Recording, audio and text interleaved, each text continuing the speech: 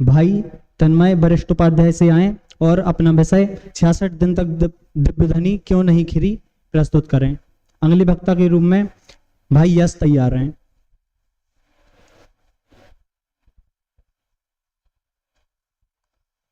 प्रणाम पयासयम।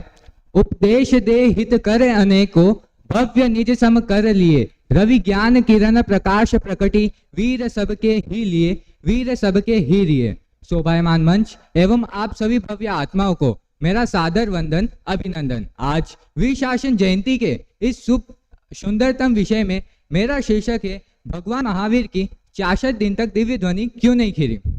सबसे पहले वयम दिव्य ध्वनि के बारे में जानते हैं।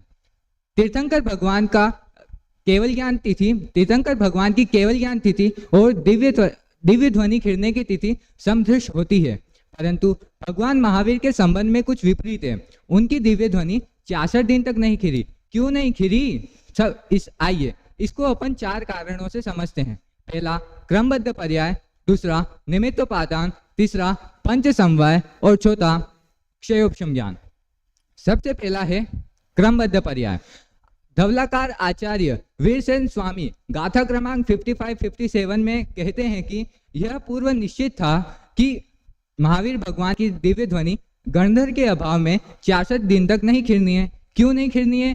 क्योंकि इसका ज्ञान सर्वज्ञ परमात्मा को पूर्व में अर्थात पहले ही हो गया था कि उनकी दिव्य ध्वनि नहीं खिरनी है, और सर्वज्ञ परमात्मा के मोहराग्रेश न होने के कारण उनका ज्ञान यथार्थ ही है, निश्चयात्मक ही है, इसलिए उनकी दिव्य ध्वनि 66 दिन तक नहीं खिरी। दूसरा कारण है निमित्तोपादान।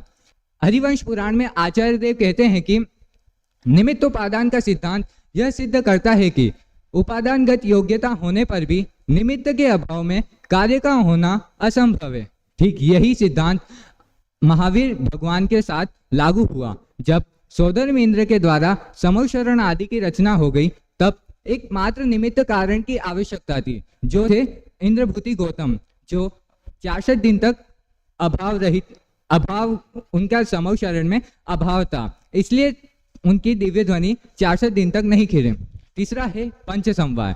पंच समवाय उसे कहते हैं कि कार्य की पंच उत्पादक सामग्री को समवाय कहते हैं।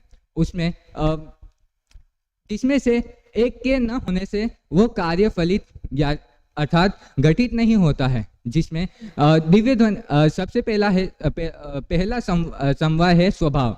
दिव्य ध्वनि का स्वभाव है कि तीर्थंकर भगवान गंधकुटी से 3 अंगुल ऊपर तीर्थंकर भगवान के सर्वांग से खिरती है। और द्वितीय समवाय है पुरुषार्थ।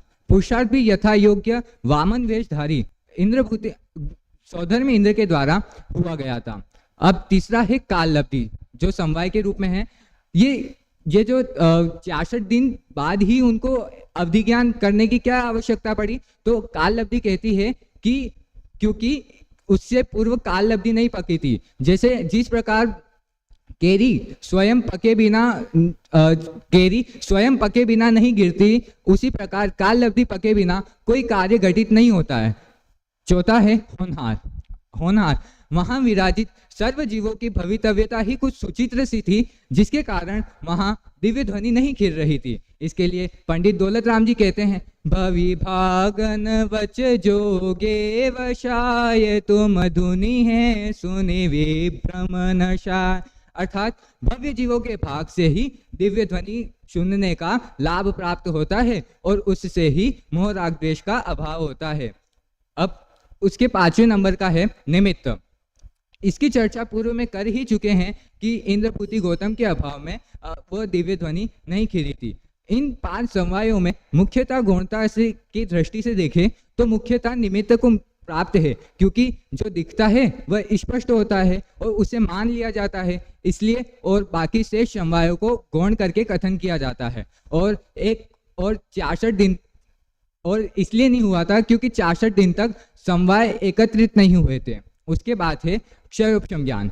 तीर्थंकर भगवान जो समूहशरण में उपदेश देते हैं, तीर्थंकर भगवान का केवल ज्ञान का अनंतवा भाग दिव्य ध्वनि में खिलता है, और उस दिव्य ध्वनि का अनंतवा भाग आचार्य गणधर देव ग्रहण करते हैं, और उस ग्रहण ज्ञान का अनंतवा भाग आचार्य देव लिपिबद्ध करते हैं और उस लिपिबद्ध का अनंतवा भाग कहीं अल्प रूप में हमें प्राप्त होता है।